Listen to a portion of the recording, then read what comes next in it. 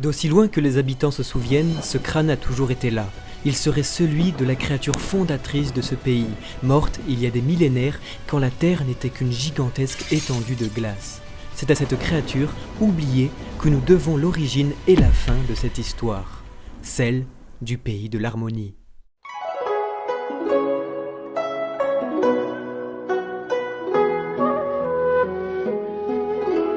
Les premières informations recueillies sur Wano Kuni remontent à il y a plus de 800 ans, alors qu'il ne portait pas encore son nom actuel, et composé de 6 régions distinctes coupées par 2 grands fleuves. Kuri, Udon, Akumai, Ringo et Kibi étaient alors chacune dirigées par des familles de daimyo, Fugetsu, Amatsuki, Utsuki, Kuduzumi et Shimotsuki, chacune devant prêter allégeance au shogunat installé à la capitale des fleurs et représenté par la 6e et plus puissante des familles, les Kuzuki. Connue sous le nom du pays doré car extrêmement riche en ressources, notamment en granit marin et en or, Wano Kuni était autrefois ouvert au monde entier, mais sans cesse convoité par des pirates et pays étrangers venant tuer et piller. Seulement, un homme était là pour protéger le peuple et les richesses, le samouraï respecté de tous, Ryuma Shimotsuki. Des fois surnommé le King ou encore le dieu de la lame et considéré comme le plus puissant épéiste du monde, Ryuma était le protecteur de Wano Kuni, pourfendeur de dragons. Avec lui dans les parages, plus personne n'osait approcher le pays des samouraïs avec de mauvaises intentions. Cependant, il y a 800 ans, un terrible incident encore inconnu frappa non seulement le pays doré, mais le monde entier. Les membres de la famille Kuzuki écrivèrent alors sur des stèles indestructibles appelées poneglyphes ce qu'il se passa ce jour-là. Pierre aujourd'hui éparpillée dans le monde entier, dernière mémoire de l'ancien monde. Au même moment, un certain Joy Boy écrivit une lettre d'excuse à la princesse Poséidon pour ne pas avoir tenu sa promesse en lui promettant cette fois-ci que quelqu'un dans 800 ans naîtra pour terminer sa mission. Ainsi, Toki Amatsuki, appartenant à une des 5 illustres familles de Wano Kuni, usa de son fruit du démon pour voyager dans le temps, un bond de 800 ans dans le futur, pour rencontrer celui qui allait apporter une aube nouvelle sur le monde, le nouveau Joy Boy. Au même moment, naquit l'institution la plus puissante de l'histoire, le gouvernement mondial, et pour la toute première fois, alors qu'il était lié au monde, Wano Kuni décida de se couper de ce dernier et la famille Kuzuki créa la politique d'isolationnisme dite de Sakoku, où entrer et sortir du pays était dorénavant considéré comme un crime.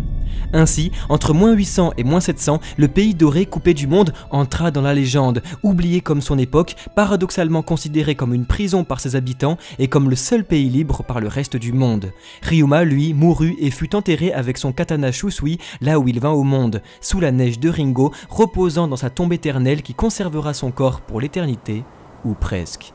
Shusui devenant ainsi le trésor national de Wano Kuni. Les siècles passèrent, le shogunat Kuzuki, comme les daimyo des différentes familles, se succédèrent et le contact inexistant avec le monde extérieur, dû au Sakoku, entraîna la formation de nombreuses légendes et superstitions au sein de la population. Ignorant ce que sont les fruits du démon, se référant au pouvoir qui leur confère comme une forme de magie, de même pour le haki, ici nommé le ryo, ne connaissant pas d'autres peuples, minx ou homme-poisson, ni la monnaie internationale appelée berry, ou encore les dernières inventions comme la poudre, et surtout ignorant totalement la prise totale de pouvoir par le gouvernement mondial. Wano Kuni, isolé, restera ainsi à l'ère des samouraïs, ignorant tout du reste du monde et vivant en paix pendant plus de 600 ans. Cependant, il y a environ 80 ans, pour la toute première fois, le shogun Kuzuki n'eut pas d'enfant et donc personne pour lui succéder. Les 5 familles de daimyo s'agitèrent alors, chacune prête à devenir le prochain shogunat en place. La famille Kuruzumi, elle, tenta alors d'assassiner lentement mais sûrement les 4 clans restants pour monter au pouvoir, mais finalement, quelques années plus tard, naquit l'héritier du shogun, Sukiyaki Kuzuki. Le complot des Kuruzumi fut dévoilé et la famille destituée de ses titres et de ses terres fut obligée de mendier dans tout le pays pour survivre. En parallèle, naissent au même moment les héritiers du clan Shimotsuki, Yasue d'Akumai et Ushimaru de Ringo, ce dernier toujours accompagné de son fidèle renard, Onimaru. Les années passèrent et Sukiyaki, à l'aide de ses amis vassaux, dirigea le pays durant des années, et un jour fut son tour à lui d'avoir un fils. C'était il y a 59 ans, Oden Kuzuki venait de naître. Voué à devenir à son tour shogun, le bébé Oden, âgé de quelques mois seulement, présente une force incroyable en envoyant valser sa nourrice.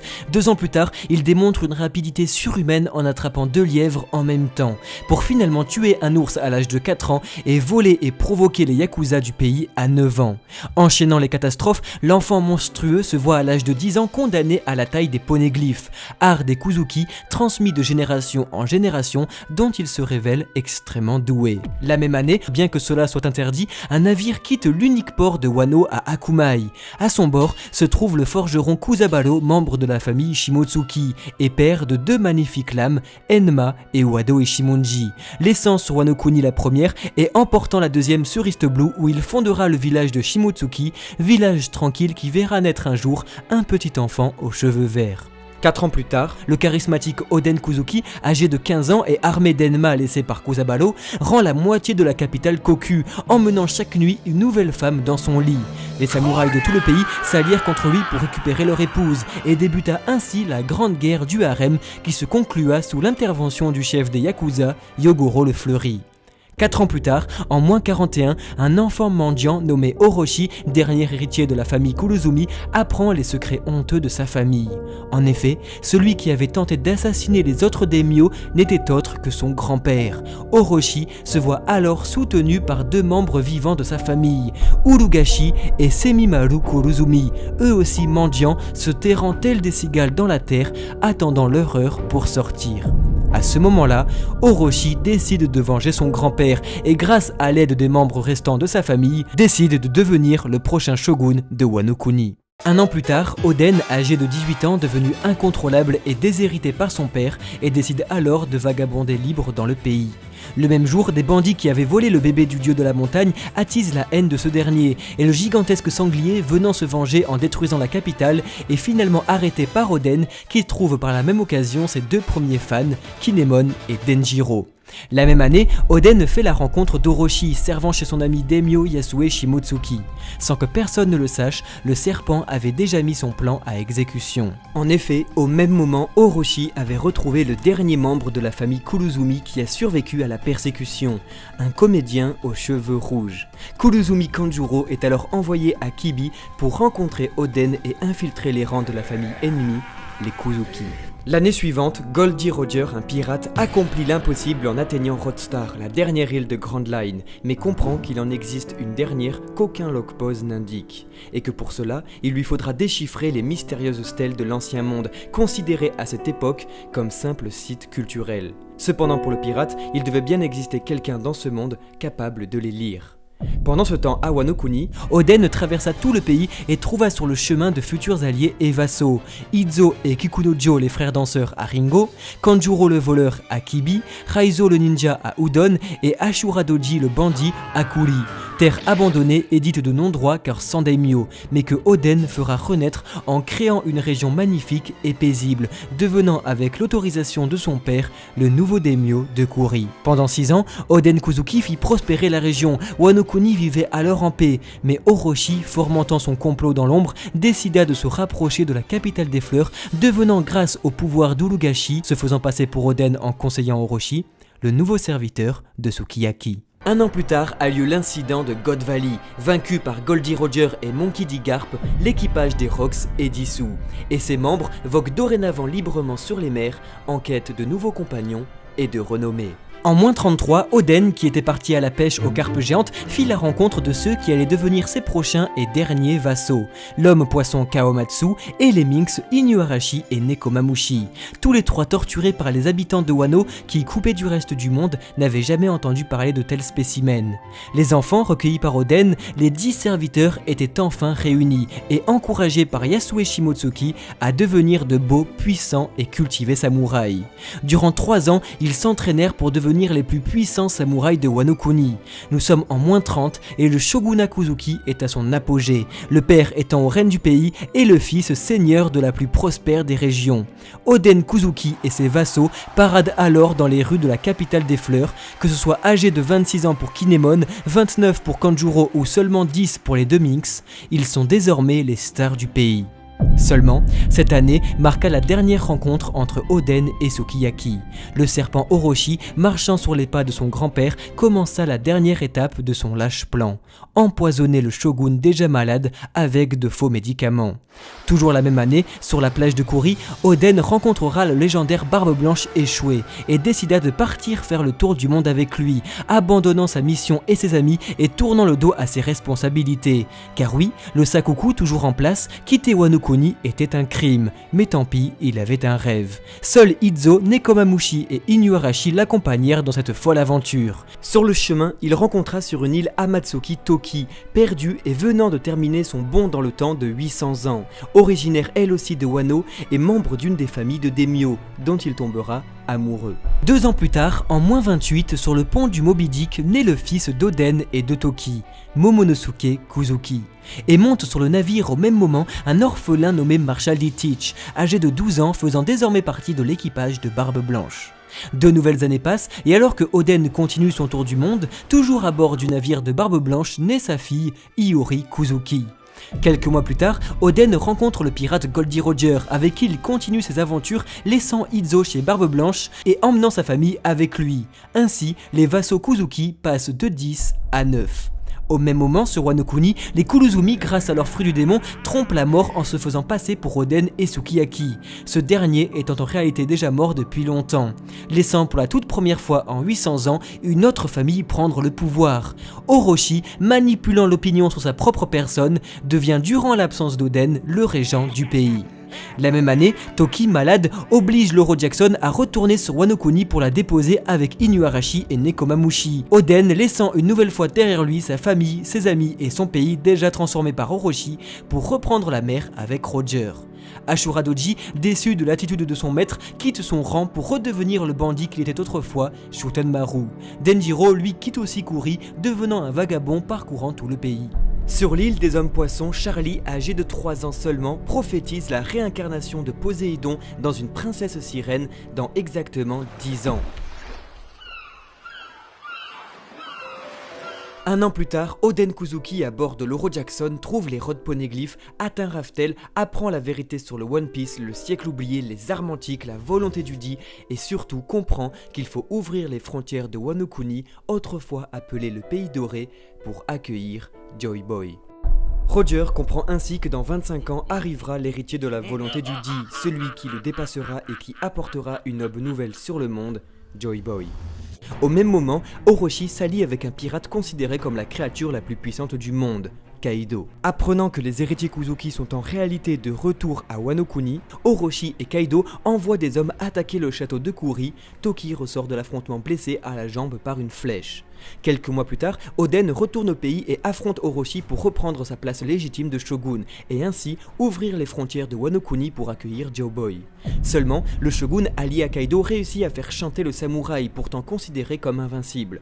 Un marché est conclu et en échange, Oden se voit humilié dansant nu chaque semaine dans la capitale pour sauver les habitants du pays. Orochi s'assurant de briser son image de guerrier invaincu et fier, piétinant donc le seul espoir du peuple. À partir de maintenant, Oden Kuzuki sera connu sous le nom du Seigneur Stupide. Un an plus tard, dans un journal du monde offert par Orochi, Oden apprend la mort de son ami Goldie Roger, ainsi que le début de l'âge d'or de la piraterie. En -23, le pirate Gecko Moria, en quête de devenir le prochain roi, arrive à son tour sur Wano Kuni, pillant le pays et surtout déterrant le corps du légendaire Ryuma, parfaitement conservé grâce à la neige de Ringo depuis 800 ans. Seulement, le rookie et son équipage se feront massacrer par Kaido, obligeant le capitaine à fuir le pays en volant le cadavre de Ryuma, ainsi que son katana Shusui, pour tester les pouvoirs de son fruit du démon et ainsi utiliser le corps du dieu de la lame à ses propres fins. Un an plus tard a lieu l'incident d'Ohara, le gouvernement anéantissant toute recherche sur les poneglyphes. À partir de ce moment-là, il n'existe plus que 2 personnes au monde capables de lire les gigantesques pierres, Nico Robin et Oden Kuzuki. 2 années plus tard, les Yakuza de la capitale se rebellent contre le shogunat mais se font massacrer par Kaido. Yogoro le Fleuri, leur chef, est emprisonné et sa femme exécutée. Oden, comprenant qu'Orochi ne respectera pas sa part du marché, décide de prendre les armes et attaquer Kaido avec ses 9 vassaux, ainsi que Shinobu la Kunoichi, fidèle allié des Kuzuki. Le seigneur stupide abandonne son titre et part en guerre sur Onigashima. Au même moment, Kanjuro prévient Orochi et Kaido que les samouraïs ont pris les armes. L'empereur attendra alors Oden non pas sur Onigashima, mais dans la forêt d'Udon. Bien que le seigneur Kuzuki arrive à infliger une cicatrice à Kaido, le samouraï et ses vassaux sont défaits sur le champ de bataille qui aura transformé la gigantesque forêt d'Udon en No Man's Land. C'est au même endroit que commence la construction de la prison d'Udon. Nous sommes en -20, l'heure fatidique, Oden est exécuté par Kaido et Orochi, mais arrive à sauver ses vassaux en leur donnant un dernier ordre, ouvrir les frontières de Wano Kuni pour accueillir Joe-Boy. Les vassaux sont traqués par le shogunat et Toki Kuzuki énonce sa prophétie, envoyant Kinemon, Kanjuro, Raizo et Okiku ainsi que son fils Momonosuke 20 ans dans le futur, sachant qu'arrivera à ce moment-là Joe-Boy. Kawamatsu, lui, devient le protecteur d'Iori, se cachant dans tout le pays. Nekomamushi et Inuarashi sont capturés par les Numbers. Denjiro et Ashura Doji affrontent Kaido mais sont obligés de fuir pour leur vie. Alors qu'Ashura reprendra son rôle de Shutenmaru, Denjiro, lui, rongé par la haine, se consumera seul dans un sanctuaire. Shinobu, elle, fuira aussi pour sa vie. Quelques mois plus tard, dans le monde naît Monkey D. Luffy, soupçonné d'être le prochain Joe-Boy et celui qui dépassera Goldie Roger. Les Kuzuki vaincus, Orochi devient le maître incontesté du pays grâce à l'aide de Kaido et demande alors allégeance aux 3 clans restants, mais tous refusent. La famille Shimotsuki est alors exterminée. Ushimaru meurt et sa région, Ringo, détruite. Onimaru, son renard, survivra sous la neige. Et Yasue, lui, abandonnera Akumai pour se cacher dans le village d'Ebisu à Udon, se faisant maintenant appeler Tonoyasu pour protéger son identité.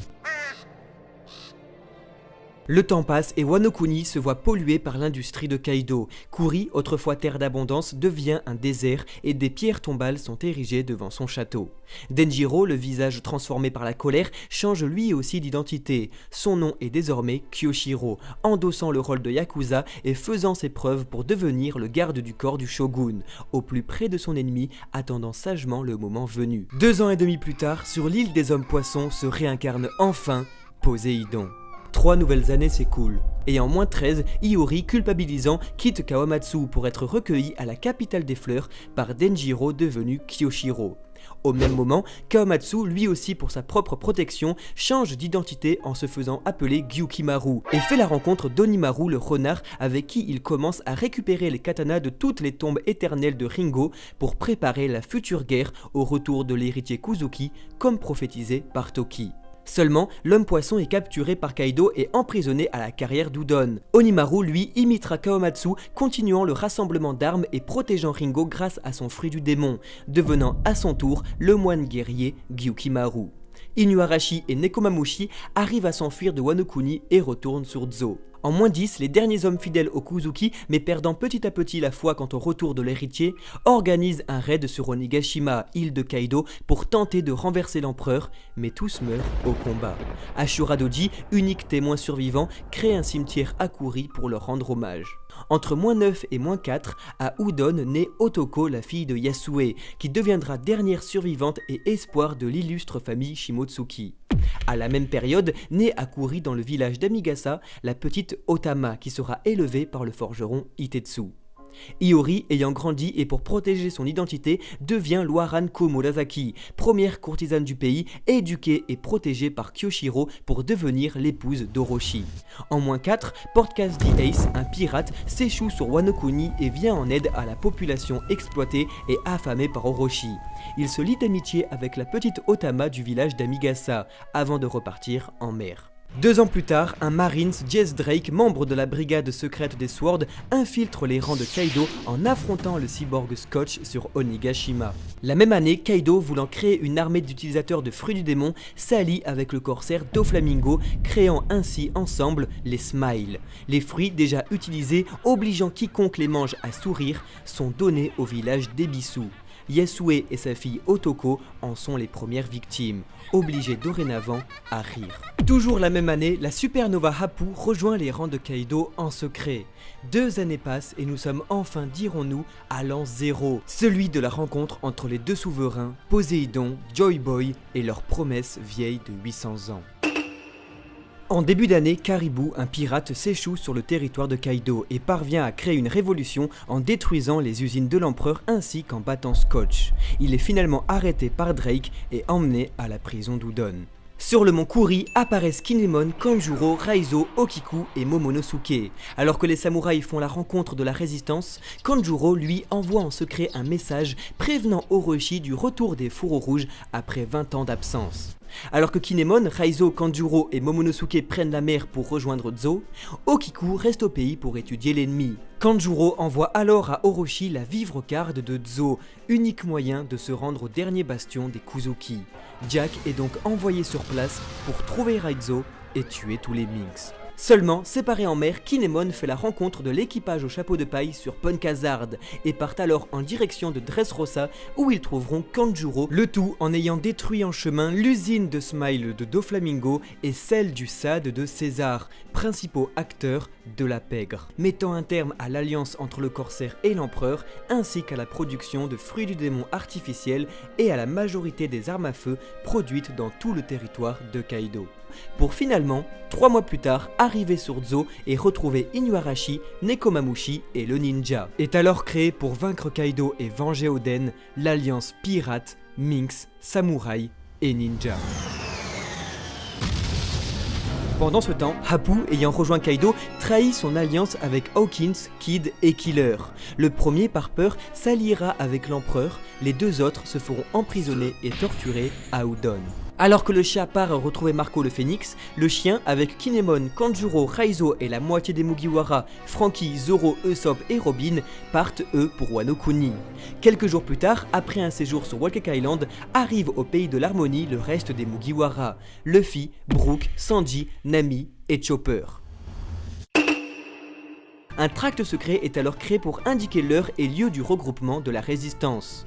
Kinemon retrouve Okiku et avec l'aide d'Inuarashi et Shinobu, convainc Shutenmaru de redevenir Ashura Doji et donc Fourreau Rouge. La nuit, l'empereur Big Mom, cherchant à se venger de Monkey D. Luffy, s'échoue sur les plages de Kuri. Denjiro exécute un plan ayant pour but de libérer Iori du personnage de Kumurasaki.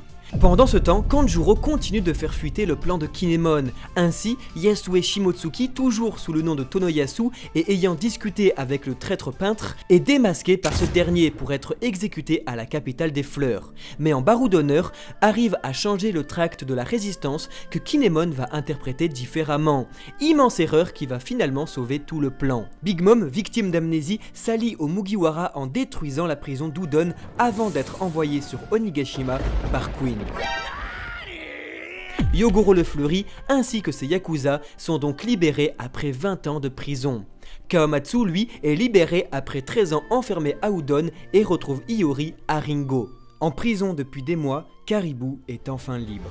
Kid et Killer sont aussi libérés et s'allient malgré eux avec les autres supernovas sur place, Monkey D. Luffy, Roronoa Zoro et Trafalgar D. Waterloo.